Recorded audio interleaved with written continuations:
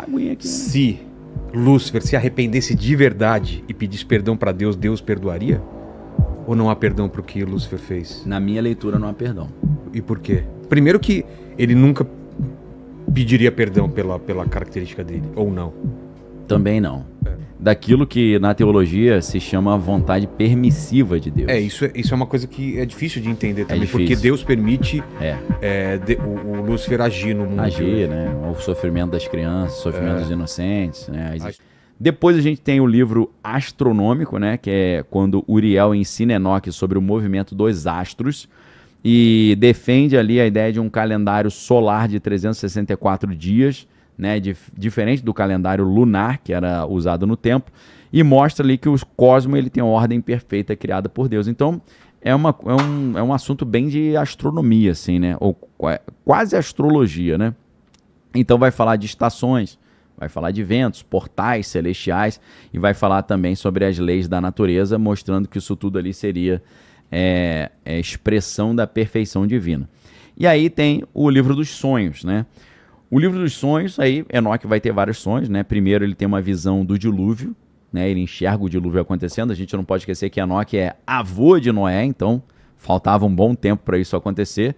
Lembrando que essa galera vivia pra caramba, né? Então, no segundo sonho, é o apocalipse dos animais, né? É a história da Bíblia através de alegorias, né? Por exemplo, Adão e Eva são representados através de touros brancos, né? O povo de Deus ali, os judeus, são representados por ovelhas, e os opressores, né, que representariam os egípcios, são colocados ali na forma de lobos, né, de leões e de águias, né? Então termina com um novo templo sendo criado, um reino de paz, harmonia, esperança entre todos esses animais, ou seja, os animais representando os diversos aspectos ali dos seres humanos, né? Então isso seria ali também uma representação de uma verdadeira esperança messiânica, seria algo muito parecido com aquilo que a Bíblia fala depois do Apocalipse, como a era do milênio, em que Jesus vai reinar na terra, todo mundo vai viver muito, né? Um homem de 100 anos vai ser jovem, o leão vai pastar junto com o cordeiro, né? E por aí vai ter uma comunhão entre todos os seres, né? Lembra muito essa ideia do milênio. E aí tem a epístola de Enoque, né? A epístola de Enoque, ele traz ali conselhos práticos, né, aos filhos e aos justos, e ele ensina, vivam em retidão, ajudem os pobres, né, evitem o pecado.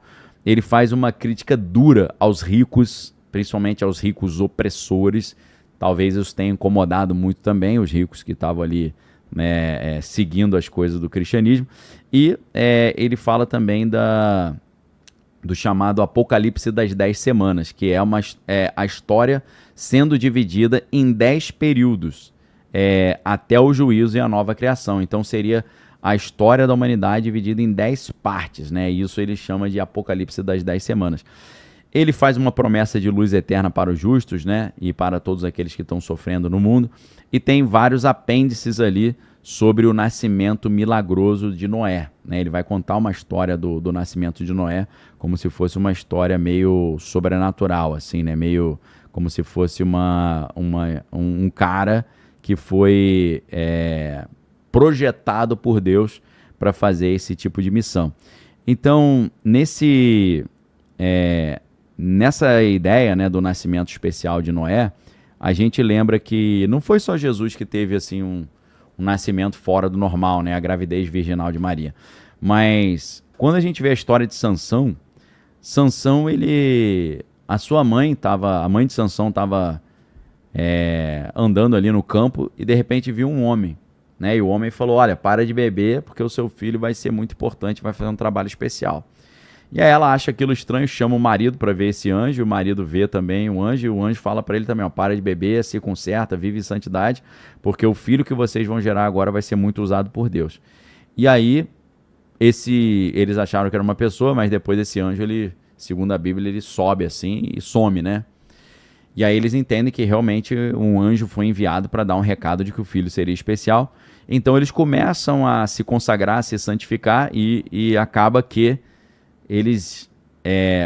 o pai de Sansão engravida a sua esposa num contexto ali meio sobrenatural, de preparação espiritual, e isso facilita que esse menino nasça ali com um poder muito grande, conforme a gente já conhece na história de Sansão. Então, a história de Jesus nascendo através do Espírito Santo ali, quando a Bíblia diz, né, descerá sobre ti o Altíssimo e ele te envolverá e conceberás e por aí vai.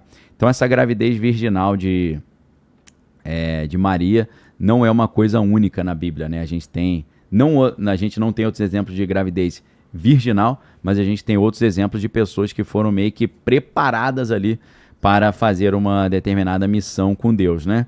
Então, assim, um livro interessante pra caramba que tem traços muito importantes com o Antigo Testamento e com o Novo Testamento também, porque vai chegar a falar da queda dos anjos até a salvação no final dos tempos, né? E só não fala o nome Jesus, mas fala sobre o eleito, o Filho do Homem, o Salvador, a Era de Paz. Então, o fato de não falar Jesus é algum problema, você acha? Não tinha. Se falasse, seria premonitório. Não, seria meio problemático. Por quê? Porque os caras iam falar, o livro é forjado, foi escrito depois de Cristo. Entendi. Então, o não falar dá mais credibilidade, porque a Bíblia não dizia no Antigo Testamento que o nome de Jesus seria Jesus. A Bíblia fala Emanuel, fala admirável, conselheiro, Deus forte, Pai da eternidade, príncipe da paz, Cordeiro de Deus, a rosa de Saron, né, a luz da humanidade. Ele tem vários títulos, mas no Antigo Testamento você não tem, o nome dele vai ser Jesus, né? Entendi. Que na verdade é o nome Josué, né? Que é Yehoshua. A Bíblia não fala exatamente o nome, né? Mas diz o nome Emanuel, sim. E ele recebe, né, espiritualmente esse nome Emanuel também, né? Então, assim, o livro é muito interessante porque ele é quase uma Bíblia inteira, porque ele vai começar lá na queda dos anjos, ele vai para o Apocalipse. Então, assim, tem temas muito interessantes, né, da origem do mal. Dos apócrifos é o mais completo, você acha? Eu acho que é o mais famoso. É o mais famoso. E o mais polêmico? Assim... Ou do Judas Iscariote é o mais polêmico? Não, eu acho que esse aqui é mais polêmico, porque como ele tem mais conteúdo, ele é mais robusto, tem mais espaço para polêmica, né? Entendi. Então você, por exemplo, tem a situação que eu citei, que é o Enoque, depois que os anjos caíram, esses vigilantes foram punidos, Enoque ora a Deus pedindo para Deus perdoar os anjos. Eu acho que isso, a galera fica escandalizada, né? Falar, isso não existe, Enoque não é fazer uma tolice dessa. Posso colocar uma questão aí, filosófica? Aproveita e tomar aguinha aqui. Né? Se Lúcifer se arrependesse de verdade e pedisse perdão para Deus, Deus perdoaria? Ou não há perdão pro que Lúcifer fez? Na minha leitura não há perdão. E por quê? Primeiro que ele nunca pediria perdão pela característica dele, ou não? Também não. A ideia aqui é que o perdão, não no sentido de relações humanas, eu dou uma mancada contigo, eu te peço perdão. Na relação com Deus é diferente. Porque na nossa relação humana com Deus, a gente não tem certeza, a gente tem fé. Então, eu tenho uma limitação de conteúdo e essa minha limitação de conteúdo me gera certas fragilidades. Eu tô na carne, sou passível de tentação. O Lúcifer não tinha isso. O Lúcifer não tinha isso, ele tinha certeza de quem Deus era. Proximidade. E ele, para poder... Proximidade, conhecimento total, ele não tinha fé, ele tinha experiência. Ele era o mais próximo de Deus, não era? Isso. Ele, super próximo, com certeza, querubim ungido da guarda, né? Então ele tinha ali ele tinha uma situação que, para ele sair desse lugar, ele teve que se reprogramar, entendeu?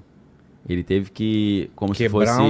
uma coisa muito forte. Perverter o código dele. Tá. Ele tinha um código tão forte como se fosse, obediência. É uma inteligência artificial que está reescrevendo suas próprias regras. Entendi. Então ele fez um esforço muito grande. Ele teve que fazer uma série de artifícios. E não foi só isso, né? Não foi Desde só isso. então, no mundo, ele vem só criando problemas. Só gerando problema, mas assim, tudo funcionando debaixo da vontade de Deus, né?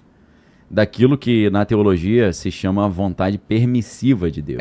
Isso é uma coisa que é difícil de entender também, difícil. porque Deus permite o Lúcifer agir no mundo. Agir, né? O sofrimento das crianças, o sofrimento dos inocentes, né? A existência do inferno. A história de Jó, né? A história de Jó, né? Você vê que é muito interessante, né, citar a história de Jó, por quê? Porque a Bíblia diz que os anjos foram se apresentar a Deus e Lúcifer foi também. E aí Deus chega para Lúcifer, e fala assim, aí, Ou Lúcifer não, que naquela época já é Satanás, né? Que fala na Bíblia, porque Lúcifer é uma palavra em latim. Então a gente está falando o livro de Jó. O livro de Jó é considerado o livro mais antigo da Bíblia, antes até do Gênesis. Tá brincando? É, não sabia é o livro mais antigo, que existiria há mais tempo. Entendi. Então, no livro de Jó, a gente está falando de um universo completamente hebraico. Então não existe Lúcifer, né? Lúcifer é a tradução em latim que Jerônimo, né, o São Jerônimo fez.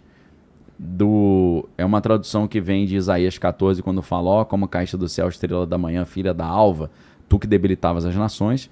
Então, quando Isaías, escrevendo em hebraico, chama Lúcifer de estrela da alva, em hebraico é Hillel ben Shachar, né, que é a brilhante estrela filha da alva, né? A estrela filha da manhã, né? Ben Shachar é filho da manhã, Hillel é o brilhante, né? Hillel é uma palavra interessante que vai dar origem a aleluia, né? Ah, é? Aleluia. É, porque Hillel é glória, brilho. Halal é você colocar brilho e colocar glória.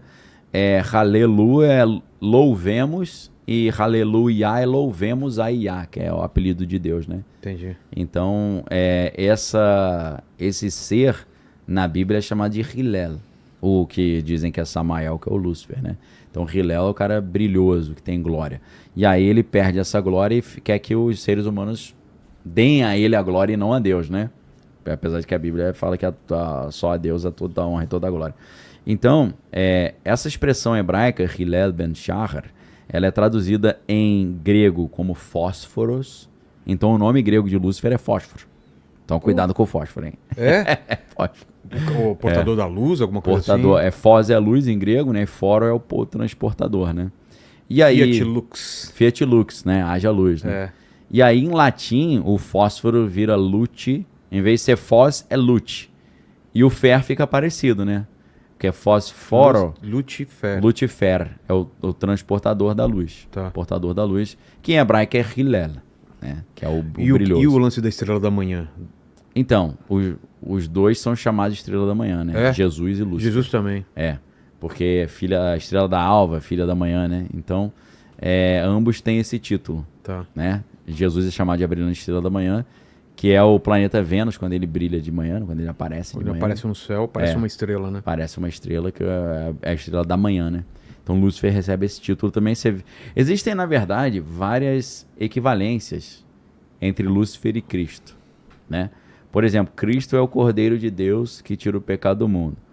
Lúcifer é representado pelo bode Azazel. Exato. Então tem o bode e o cordeiro.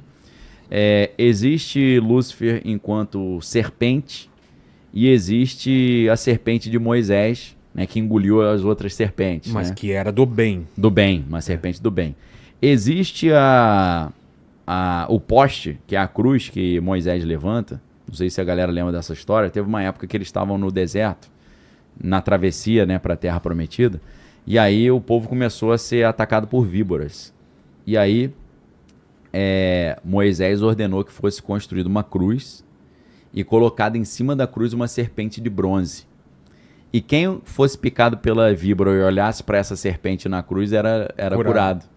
Então isso era uma representação já da serpente sendo derrotada na cruz, né? E além disso... Os católicos usam essa passagem para justificar o culto às imagens. Culto às imagens. Né? Tem um argumento interessante, porque a Bíblia diz que depois que o povo de Deus entrou na Terra Prometida, eles deram um nome para essa serpente, que é Nehustan, que é serpente de bronze, e eles começaram a cultuar essa serpente. No momento que eles começaram a cultuar essa serpente, Deus mandou destruir o poste e a serpente. Virou aí, ó, Nehustan. Objeto de culto. Aí vira uma idolatria. E, portanto, né? pecado. Aí não pode fazer. É igual o Gideão, né? Gideão, na época dele, a galera adorava uma estátua de Baal. Então a primeira coisa que ele fez foi pegar um machado e machadar a estátua toda, né? Pois é. Então isso sempre foi um problema ali na Bíblia. E então a gente chega até não só as comparações entre Jesus e Lúcifer, né? Que a gente já citou, né? A brilhante estrela da manhã, Cordeiro de Deus, né? No caso de Lúcifer, o bode Azazel. Entre outras coisas. Mas tem até aquela confusão entre Jesus e Barrabás também, né? Porque Jesus era chamado de filho de Deus e Barrabás significa filho do Pai. Então você tinha dois filhos do Pai, que eram dois salvadores. Um salvador que era um rebelde contra o Império Romano, o outro que era um salvador espiritual. E o povo escolheu... O povo fez unidunité e escolheu errado, né? Então, assim, sempre para você saber discernir entre o bem e o mal, exige ali uma sensibilidade maior, né? Porque a Bíblia fala, né? Há caminhos que aos olhos dos homens são bons, mas que conduzem à perdição, né? O inimigo cegou o entendimento da humanidade para que não enxergue a verdade. Não vos admireis que o próprio Satanás pode se transfigurar em anjo de luz. Paulo fala uma frase muito legal que eu tomo como referência para mim, que é para que Satanás não encontre vantagem sobre nós, porque nós não ignoramos os seus ardis, né? A gente não ignora a sua sagacidade, né? Que está sempre ali tentando enganar, uma vez que ele é o mestre do engano, né? Então, esse livro de Enoque ele tem vários temas legais, né? Fala do juízo final, fala até uma espécie de justiça social, talvez isso tenha dado um pouco de problema naquela época, né? Porque depois do Concílio Vaticano II, a igreja começou a falar sobre mais questões sociais e tal, nos anos 60, mas nesse livro, claramente, é um tema que está na Bíblia, né? Isso é explícito, mas no livro de Enoque também Deus defende os pobres e humildes contra os ricos opressores. Então tem esse negócio do